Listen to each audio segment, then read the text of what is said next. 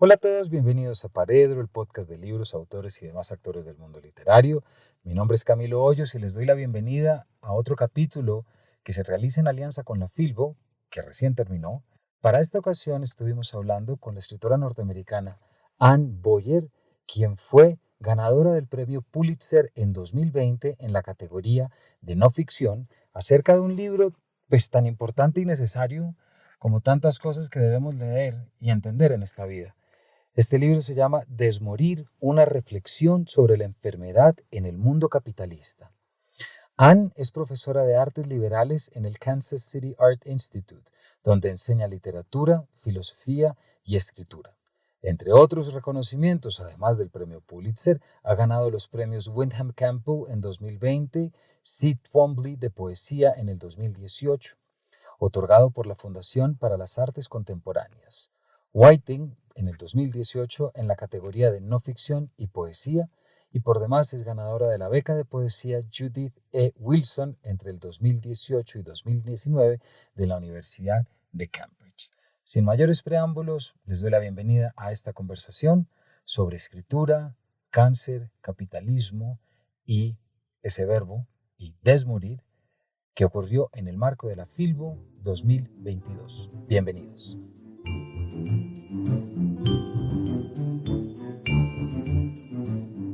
Bueno, muy buenas tardes, bienvenidos a la programación de Filbo Ciudad. Hoy con esta programación en el Gimnasio Moderno volvemos para reencontrarnos, vuelve para que vuelvas, dice el eslogan de esta Feria Internacional del Libro de Bogotá.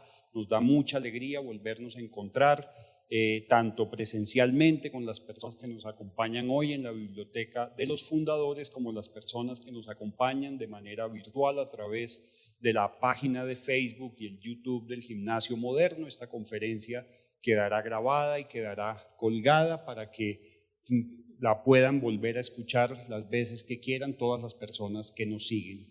Dentro de esta alianza por la cultura, por los libros que hacemos desde el Gimnasio Moderno, pues por supuesto Filbo es uno de estos aliados más importantes. Siempre desde hace muchos años parte de la mejor programación de la Feria Internacional del Libro pasa por esta biblioteca, pasa por nuestros auditorios, siempre abierto al público, con el propósito de que toda esa programación también se expanda a las distintas bibliotecas y se expanda a la ciudad. Entonces, por eso tenemos acá siempre algunos de los más destacados eventos. Y esta alianza también viene con Paredro, el podcast que lidera nuestro querido amigo Camilo Hoyos, quien ha venido también trabajando desde hace mucho tiempo en consolidar como un espacio de conversación alrededor de los libros, a través de la literatura, en fin, es una conversación siempre desde el afecto para que nuevos oyentes pues se acerquen al maravilloso mundo de la lectura. Y Paredro también es uno de los aliados de Filbo en este año 2022. Hoy tenemos el gusto de contar con una gran poeta, la poeta Anne Boyer, quien ganó el premio Pulitzer en 2020 en no ficción, precisamente a partir de una reflexión sobre la enfermedad en este mundo capitalista. Desmorir, una reflexión sobre la enfermedad en un mundo capitalista, es el libro sobre el cual conversarán el día de hoy Camilo y Anne.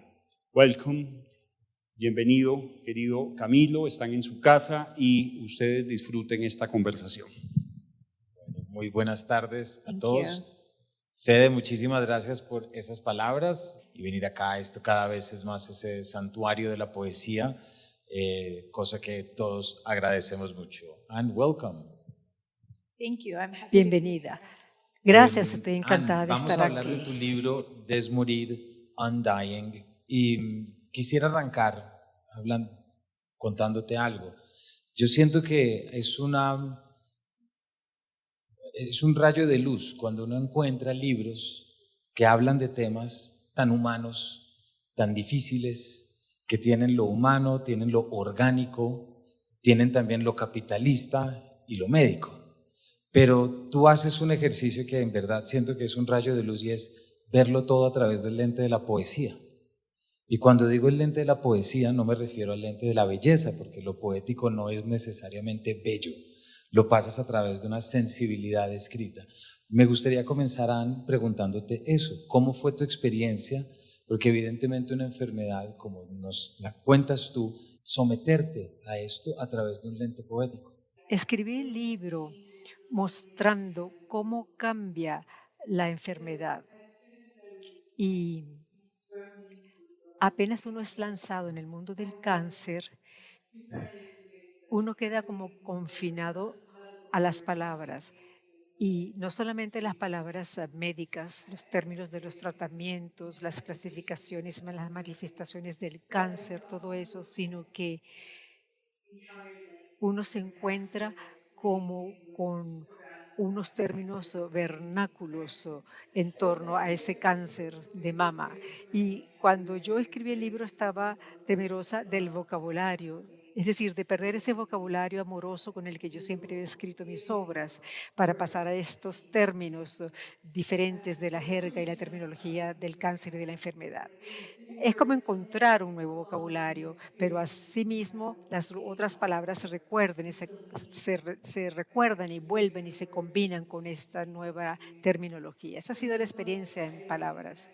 En mi libro he tratado de contextualizar el lenguaje del cáncer, como me ha llegado, y con ese lenguaje que ya era mío, que era mi propio lenguaje, el de mis libros, de mi poesía.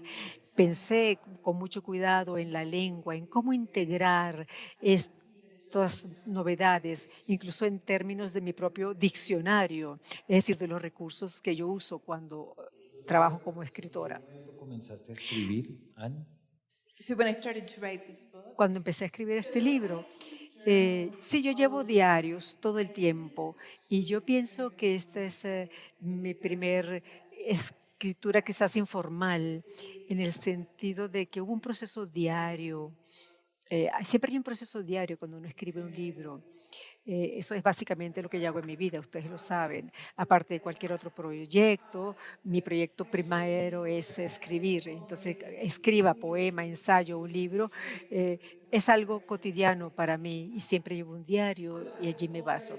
Entonces, yo ya estaba escribiendo un libro antes de saber que tenía cáncer, porque yo estaba escribiendo de experiencias de la vida. Estaba escribiendo y estaba pasando por el proceso del diagnóstico. Y una vez que me diagnostican, porque cuando uno no sabe todavía cuál es el resultado del diagnóstico, cuál va a ser la enfermedad, uno está en otro estado. Entonces, apenas estuve en la etapa de diagnóstico, empecé a llevar el diario para no perder detalles, porque me preguntaba yo, ¿me voy a morir si lo dejo aquí plasmado? Entonces, durante ese periodo lo hice así. Y luego está el temor a la quimioterapia, porque uno pierde la memoria, temía yo perder mi vocabulario, olvidarme de quién era yo. Quería entonces llevar un registro de todo el proceso. and so I had hundreds of thousands. Y bueno, tengo de cientos de miles de palabras plasmadas en esos materiales, todo lo que se generó durante la enfermedad y luego durante mi etapa de recuperación. Cuando yo supe que el pronóstico era bueno, ahí ya supe entonces que iba a haber un libro y que yo lo iba a escribir y que lo iba a compartir. Y eso me tomó 5 años todo esto, llegar al libro. Fue un proceso de condensar todo este material crudo, bruto, condensarlo, reducirlo, hacerlo más intenso, buscar la forma en que expresara algo que fuera real y leal al proceso que había vivido. Lo empecé a escribir antes de que el cáncer empezara, pero luego lo fui trabajando, viviéndolo, hasta que lo logré. No sé cómo lo logré.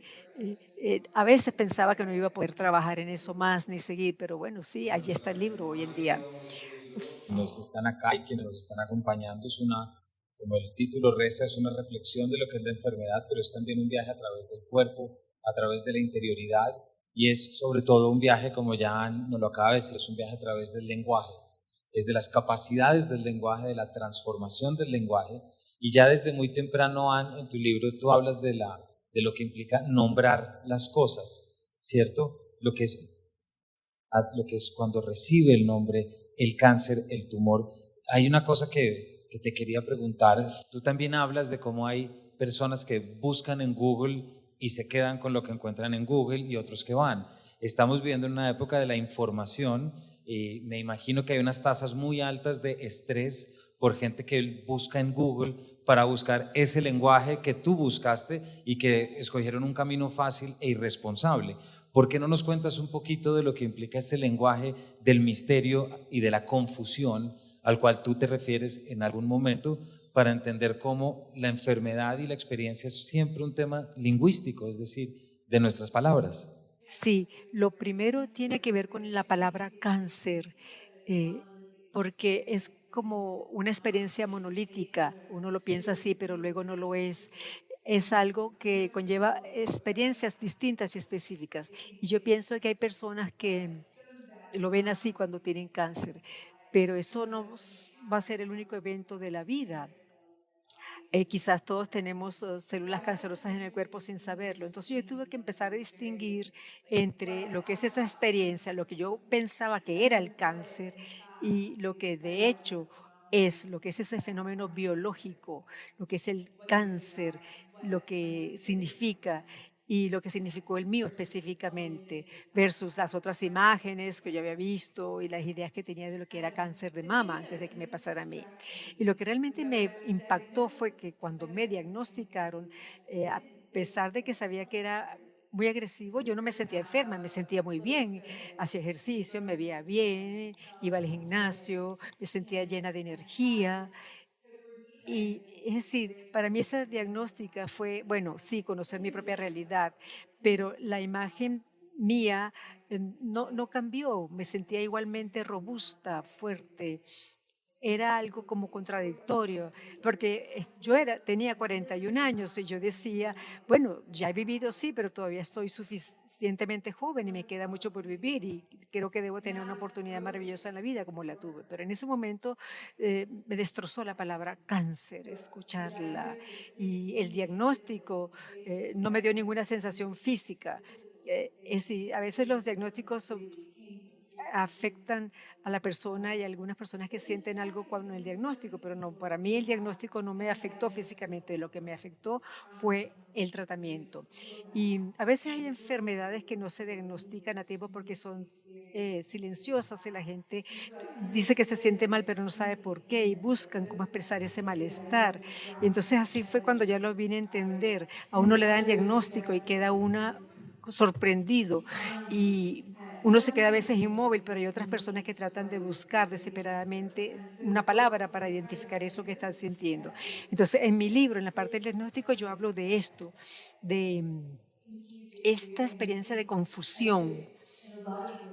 Y en muchas maneras, las personas que han tenido enfermedades, que sintieron lo que sintieron cuando les dieron el diagnóstico, luego es que vienen a sentir cuál es la certeza de lo que realmente significa el cáncer. Hay allí como una paradoja. A veces es fácil tener el nombre y denominar así la enfermedad, pero luego sentir lo que el nombre impacta a uno cuando se le diagnostica es otra cosa.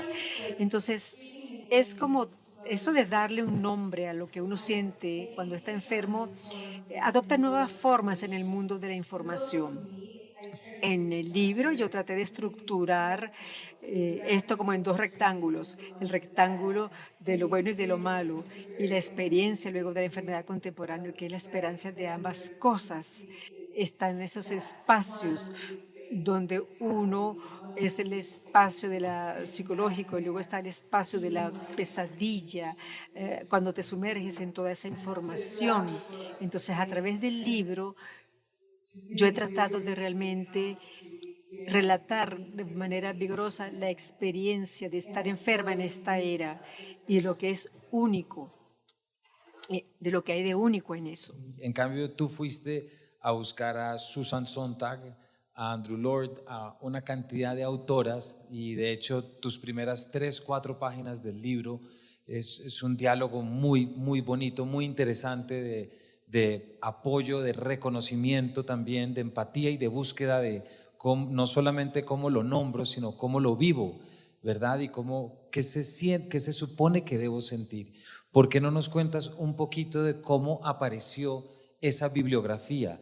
¿Fuiste a buscarla? ¿Ya la conocías? ¿La releíste? ¿O fue como algo que te propusiste hacer como este diálogo con mujeres que habían pasado por lo que tú estabas pasando? Cada vez que me pasa algo, yo me voy a la biblioteca y busco. El primer libro que encontré fue el de John Donne, un libro donde hay reflexiones que escribió cuando estaba pensando que estaba en lecho de muerto. Y de allí surgieron algunas ideas.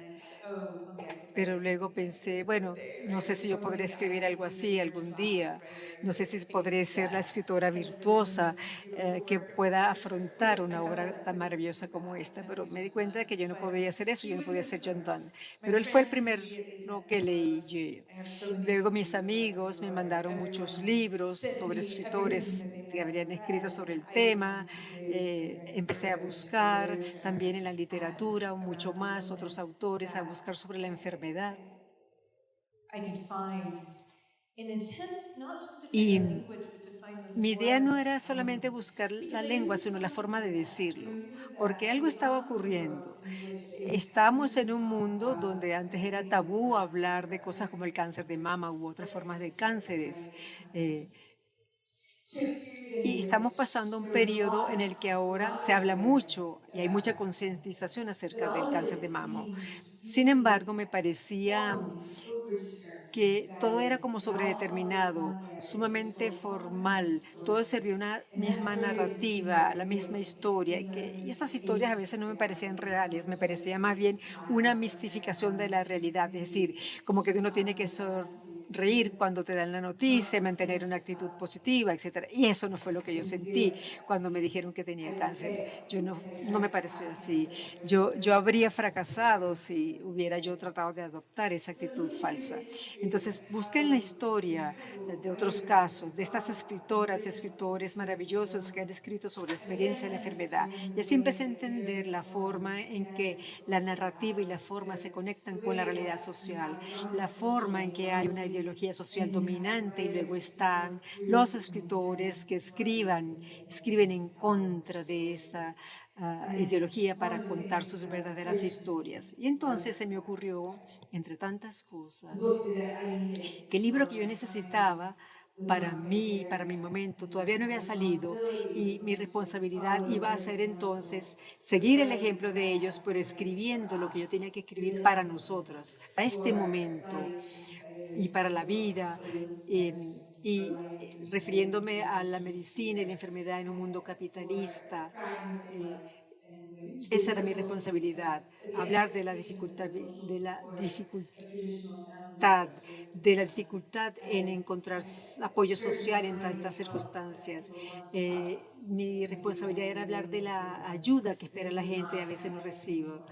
Ya mi vida no era igual y yo tenía que entonces llegar a este relato histórico más preciso.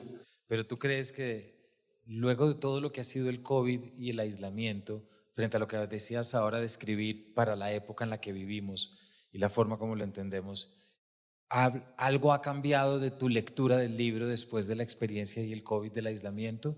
Porque hay muchos temas afines, desde el capitalismo, desde el patriarcado, es decir, está lleno. ¿Algo que hayas cambiado de tus reflexiones que de pronto nos quieras contar? Bueno, yo no sé si cambiar, si es un cambio confirmado. Ha habido crisis y esta fue una crisis personal profunda. Bueno, una crisis como millones de personas las han tenido, que han tenido un cáncer. Puede ser la crisis de todos. Y las personas que han pasado por enfermedades serias como el cáncer probablemente han tenido sentimientos muy raros y los tuvieron durante el COVID, estos tapabocas que hay que ponerse. Yo, por ejemplo, tenía que ponérmelo porque mi conteo de glóbulos blancos estaba muy bajo, estaba deprimida y tenía que cuidarme. Entonces pareciera que eso que yo sentía se convirtió en el temor de todos los que estábamos viviendo COVID. Entonces hubo como una relación de aislamiento mía ante el mundo por esta enfermedad y luego por el entorno de la pandemia. También estaba la incertidumbre. Cuando uno está en tratamiento en cáncer, uno no sabe si uno puede decir sí a algo, porque uno no sabe si la semana siguiente uno va a estar allí o el mes después, o si uno va a estar del todo allí. Entonces yo creo que la vida esa que yo sentía pasó a ser la vida de todos en ese contexto. Y eso me puso desesperadamente infeliz. Y todo el mundo estaba infeliz. Cuando yo lo escribí, el libro, ya millones de personas estaban afectadas. Quizás que yo no puedo decir mucho sobre lo que es el COVID. No puedo llegar a conclusiones porque yo no he tenido que sufrir esa enfermedad. Pero sí a veces hay contradicciones, supongo, y las hemos sufrido todas. Cuando se presenta una crisis hay contradicciones. A veces se facilita la demanda de una necesidad, porque a veces demandamos algo y lo necesitamos de una manera en que no pensábamos que lo necesitábamos antes. Entonces pareciera que el mundo, los seres humanos se dieron cuenta de lo que necesitaban, de que necesitaban el amor de otros, necesitaban paz, necesitaban salud, necesitaban atención médica. Y este es el momento en que se produce el cambio social. Entonces quizás aquí tengamos una oportunidad por esa crisis, pero no puedo garantizarlo. Es difícil saber qué va a pasar luego en el mundo.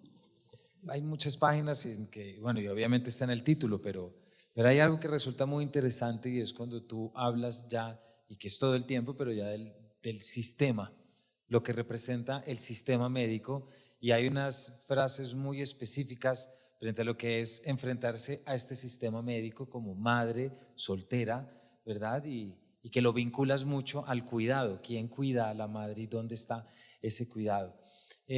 Eso está directamente relacionado con otra cosa que tú hablas, por ejemplo, de una inyección de $7,000 o cuando economizas el cáncer y dices, es que mi cáncer vale más o menos $1,000,000. ¿Por qué no nos hablas un poquito de eso tan doloroso que resulta ese capitalismo entrando dentro de todo lo que es un sistema de cuidado? En Estados Unidos, el sistema médico está definido por ganancias, no porque las enfermeras y los médicos lo quieran así, ni porque los pacientes lo quieran así, no. Quienes ganan en la medicina no son las personas que uno se encuentra cuando uno va a la clínica del cáncer. Es un misterio. Es un misterio.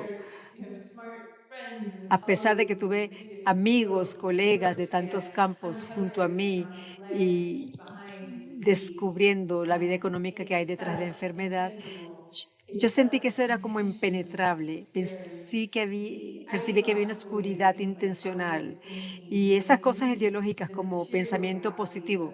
Bueno, ¿qué pasa con eso cuando uno ve la realidad materialista de la enfermedad? Entonces uno empieza a sospechar. Sí, tenemos que sonreír y tener una actitud positiva, pero pensemos de dónde vienen y a dónde van esos millones de dólares. Yo entiendo que en los Estados Unidos ese país sería un ejemplo brutal de lo que es el acceso a la atención médica. Pero lo que pasa en el sistema médico en los Estados Unidos afecta al mundo, porque las empresas farmacéuticas y sus motivos dirigidos o motivados por las ganancias, eso ya lo vimos en la pandemia, eso afecta a todos. Una desigualdad horrible en términos de quién en este mundo recibe la vacuna y quién no. Y en Estados Unidos, bueno, uno tiene que recibirla, y la reciben, pero hay partes del mundo donde no existe esa vacuna. Entonces, supongo que debo decir que si no han leído el libro, no vayan a esperar encontrar allí un compendio económico, porque yo soy poeta. Pero sí quiero señalar esas sombras que hay y que tapan la estructura económica y que tiene que ver con la producción ideológica de lo que es vida. Yo recibí ideas, vi cómo estaban organizadas las clínicas, el sistema médico, y vi que hay un esfuerzo importante allá, pero también hay un gran estrés económico que uno siente y vive cuando tiene cáncer. Y no solamente el estrés de cómo pagar la medicina, sino cómo seguir trabajando porque no nos pagan por días en los que no trabajemos. Entonces, ¿cómo sigo comprando el mercado para mi casa? ¿Cómo sigo pagándome el transporte para la clínica? Todo eso es estrés. Y yo soy una persona de un ingreso clase media y hay así como yo millones de personas en los Estados Unidos que han pasado situaciones como la vida y aún peor. Y yo todos los días pensaba en eso, porque todos los días llegan facturas y está entonces el estrés de la enfermedad y el estrés económica. Yo lo pude sobrepasar, pero pensaba siempre en tantas otras personas que no podían. Entonces el libro trata de señalar esto en cierta forma. Yo sé que es una parte que a veces es confusa y difícil de entender. Y yo pienso que habría que tener alguien que escriba sobre la parte más rigurosa del aspecto económico del cáncer. Yo no pude hacerlo, pero traté de hacer un esbozo de esos conceptos. Tú en alguna página dices que quieres que este libro sea una educación sobre el dolor, ¿cierto? Y esos son términos que el capitalismo termina también apropiándose. Dolor, sufrimiento, ¿cierto? A mí me pasó una cosa y la cuento aquí muy rápido. Yo tengo 3 hijos y los 3 hijos nacieron, los tuvo la madre por parto natural. Y aprendí mucho de ella, me parece la más valiente del mundo, por supuesto, pero lo que entendí de ella ahí fue que lo que tenemos que aprender es a relacionarnos con el dolor de una manera diferente. El dolor y la contracción era lo que iba a traer a los niños, entonces no había por qué decirle no al dolor, ¿verdad? Y eso es un cambio de chip, que es un cambio de un sistema capitalista con todo lo que está. ¿Por qué no nos hablas un poquito de esas reflexiones y además porque tienes páginas enteras sobre cómo entiendes el dolor? La parte del dolor del buco es la parte que lleva más poesía, porque parece ser la lengua que me permite a mí experimentar y expresar lo que es el dolor. Lo primero que aprendí del dolor es que, bueno, como tantas cosas que entran en la palabra cáncer, hay muchas experiencias que entran en la palabra dolor también. Y yo tuve diferentes tipos de formas de dolor. Estaba yo como educándome en las formas en que el cuerpo puede sentir el dolor, lo estaba sintiendo, aprendiendo. A veces dolor en los huesos, dolor del tumor, son tantas cosas. Entonces, yo pienso que yo no quería, de hecho, tomar tantos analgésicos, entonces aprendí a sentirlo, a saber sentirlo y a estar dentro de él para ver qué me tenía que enseñar ese dolor a mí. Y otra cosa sobre el dolor es que a pesar de todos esos rumores que nos aíslan, es la experiencia que realmente nos une, que nos junta. Pienso que es lo más confiable que sabemos de la otra persona. Y yo esperaría que todas las personas tengan una experiencia de amor unida al dolor. O sabemos que tenemos eso, que estamos vinculados por la experiencia del dolor. Compartimos cierta vulnerabilidad, compartimos la necesidad uno por el otro. Eso con base en el dolor. Y esa es la parte que relata el libro y me gusta esa parte. Yo estuve en una clínica de quimioterapia abierta la primera parte de mi tratamiento. Nos sentábamos todas allí, nos daban pues el medicamento y era aterrador porque uno estaba allí con todos y todo el mundo ve el que está el otro enfermo y el que está más enfermo que el otro y hay una sensación allí muy especial de ver personas enfermas. Entonces, te la ponen en un puerto que se insertan como un catéter subcutáneo y en ese catéter te insertan la aguja y eso a veces duele.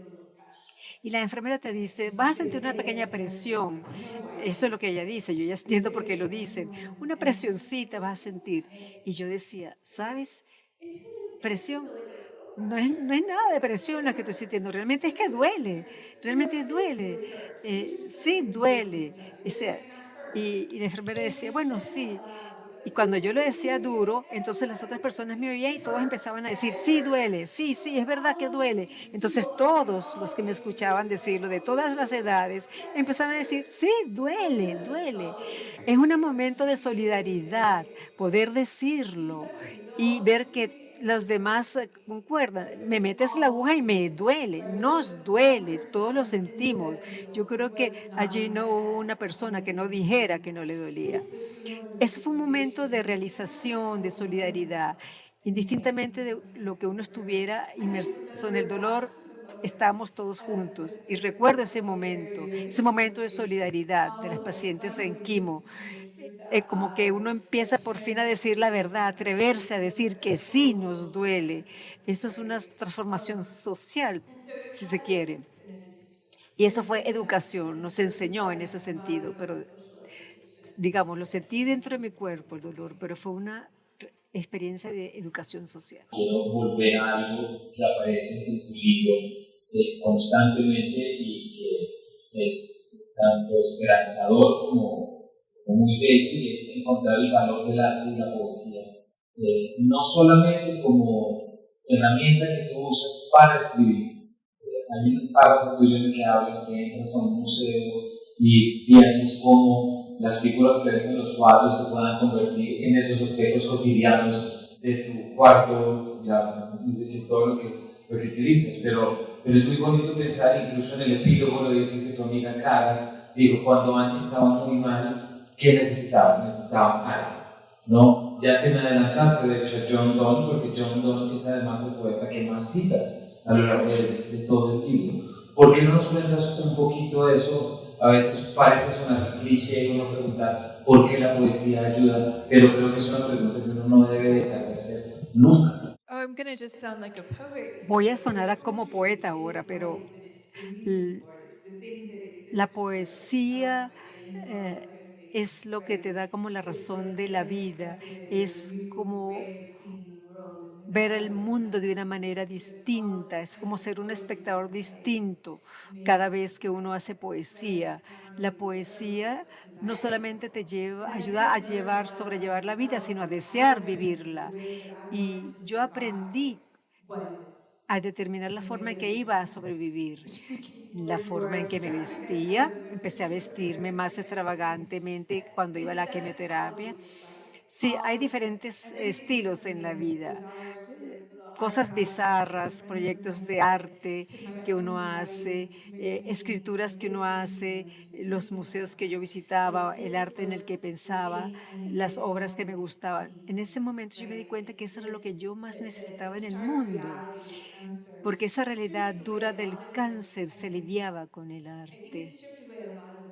Y yo pienso que el arte despojó grandes preocupaciones que yo tenía, me despojó de ellas y hizo que me concentrara en otras cosas en las que quería. Yo quería un mundo en el que hubiera una belleza que pudiera existir, que no fuera ofuscada ni oscurecida por procesos ideológicos que nos trastocan la vida. Yo quería era eso, yo quería pero hacer que permaneciera la vida, la belleza del mundo. Quería un mundo donde no hubiera desatinos, donde no hubiera exageraciones exageradas del sufrimiento de esta ideología capitalista.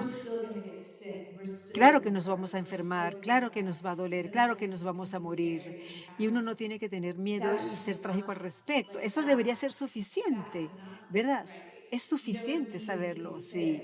No tenemos que estar enfermos y además tener que afrontar estas confusiones, estos estreses, estos impuestos de la sociedad tan negativos que nos quitan la esperanza de vida.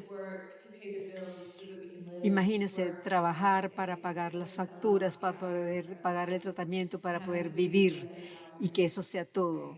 Eso no es lo que yo quería. Ese no era el mundo. No, eso es un sinsentido eterno que tenemos que combatir. Y a mí se me aclaró la mente porque yo dije, no, ya me quedó claro. Ahora, tengo que plasmarlo en el libro. ¿Cómo encuentro la manera de decirlo, de llevar esta experiencia mía y contarla y convertirla en una especie de gratitud, de expresión de gratitud ante tantos que me dieron, para que esto sea compartido por muchas personas que hoy pasan por experiencias en sus cuerpos, en sus mentes, en sus vidas, que son tan específicas y particulares? Yo pensé, quizás puedo hablarles a través de mi libro, y quizás esa experiencia de sí, sí duele, pueda decirles algo y enseñarles también. En tu libro hay algunas páginas en las que, dentro de las reflexiones sobre la escritura y sobre que ahorita podemos hablar de eso, entre esas preocupaciones que tú tienes de qué es mostrar, qué es contar, contar es alejarse de la realidad, ¿cierto? Pero quiero preguntarte por otra cosa, y es un momento en el que tú te preguntas y dices, bueno, ¿y qué debo hacer yo si sobrevivo? ¿Cuántos libros debo escribir? ¿Cómo pago esto? ¿Verdad? Que es de alguna manera como preguntarte por lo que es la vida, por lo que vale la vida, y es pensar la vida en un momento límite. ¿Por qué no nos cuentas un poquito de cómo se te mezclaba esas preguntas con el acto de escritura propiamente del libro? Porque dices eso en un libro que estás escribiendo sobre lo que te ocurrió, ¿verdad? I mean, I'm not sure I even know. No estoy segura, no lo sé. Yo supongo que alguien que ha pasado por una enfermedad así ha sentido esa sensación extraña, que no es la misma ante cuando muere otra persona, porque uno piensa, o murió otra persona, pero uno piensa que eso le va a pasar a uno lo ve muy lejano, y eso todavía me sigue persiguiendo esa idea de entender. Es que yo creo que realmente uno no lo llega a entender. Entonces, si yo tengo que vivir, me dije yo, tengo que hacer algo para que entonces la vida sea mucho más grandiosa, porque ahora me estoy dando cuenta hoy de algo de lo que no me daba cuenta antes, de lo que tengo, de mi propia existencia y lo que tenía en ella. Eh, Escribir Desmorir fue como pagar la factura con gratitud, algo que quizás nunca se pueda pagar, pero tratar de mostrar gratitud. Y no es fácil, no es fácil. Yo no quisiera tener que abrir hablar de otro aspecto de mi vida, porque son tantos los aspectos que van involucrados en una circunstancia particular que sería infinito. Después del Pulitzer y tantas traducciones, eventos y todo lo demás, ¿qué te gustaría que tu libro cambiara? Bueno, la pregunta, querer cambiar el mundo, las cosas que he señalado allí. Claro, está también el sueño de que el libro no signifique nada y de que eventualmente el mundo cambie, porque sí, y que sencillamente mi libro fue un artefacto en un momento del mundo que ayudó en algo. Y ojalá alguien pudiera luego decir, miren este ejemplo bizarro del extremismo del capitalismo norteamericano y el sistema de salud, que ya no existe. ¿No sería eso fabuloso? Que después alguien dijera, ¿y qué es cáncer? ¿Qué es esto? ¿Qué es eso de ganancias? Y distintas áreas de la experiencia, desde lo público, lo médico, y también acusando que hay cosas que se pueden cambiar. Tú hablas, por ejemplo, de cómo esperan que manejes el carro después de la intervención, o cómo de repente el trato es como bastante frente a todo lo que está. Entonces, son tantos los aspectos y las áreas en las que tú entras, en las que uno dice que cuántas cosas tenemos que cambiar, cuántas cosas tenemos que revisar y tenemos que abrir los ojos. Y no lo digo desde puramente reivindicativo, lo digo a partir de la experiencia, porque no es un libro activista, ¿sí me explico? Es una reflexión, y ese es el lenguaje poético que lo lleva a ese canal. If the question is how many things do we Si la have to pregunta es change, cuántas cosas then in tenemos que fact cambiar, there's really de hecho, core things hay cosas that fundamentales from which all other things flow. And distintas a las so the world materiales, is for everyone un is mundo a really en el que estemos simple todos, thing.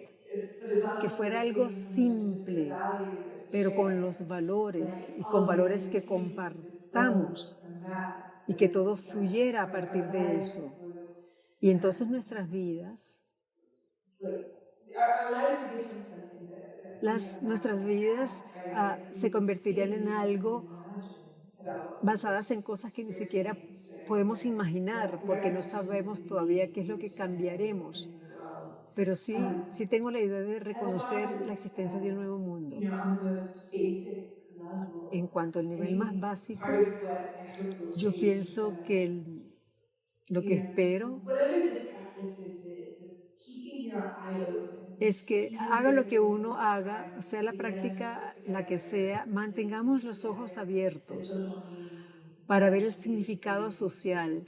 Like, this de is la hard. I think we're experiencia. all, I know it's hard to Yo keep sé your que es head difícil mantener los ojos abiertos y la cabeza en alto en tiempos de experiencias difíciles, pero todo está en la práctica. La práctica enseña, nos enseña a escuchar, a hablar, a ver, incluso cuando las cosas son dolorosas.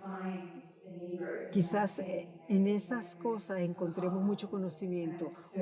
Y además no solo en las cosas dolorosas que nos asistan y ocurran a nosotros, sino también podemos encontrar un vecino, una situación así, por quien podamos hacer algo.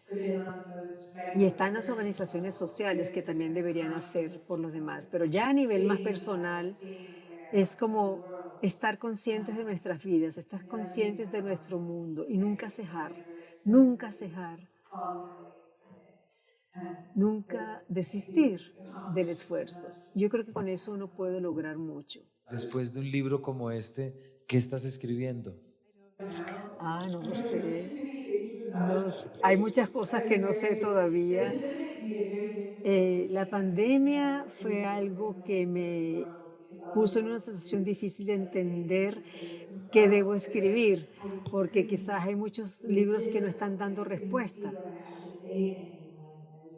Sobre la pandemia, bueno, en parte de la pandemia estuve escribiendo lo mío, pero también fue difícil entender qué puedo aportar, qué puedo decir, qué puedo ayudar yo a cambiar. Todavía no he resuelto esa pregunta de qué es lo que viene después, qué va a seguir ahora en cuanto a mi escritura. Voy a revisar mi diario y mis apuntes para ver qué tengo allí. Quizás tenga por allí algún libro semiterminado, sin concluir. Tengo que revisar, porque quizás sería peor que yo supiera en este momento qué es lo que viene después, pero todavía no lo sé. No lo sé. Eventualmente lo dilucidaré. ¿Tenemos preguntas del público? Are there any questions from the public?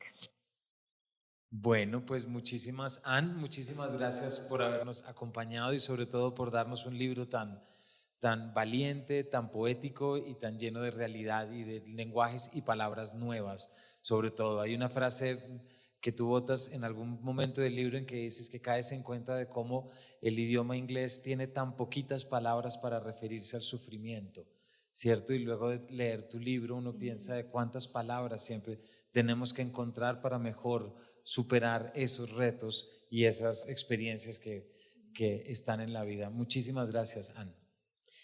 Thank you so much. Thank you. Muchísimas gracias a ustedes. Gracias.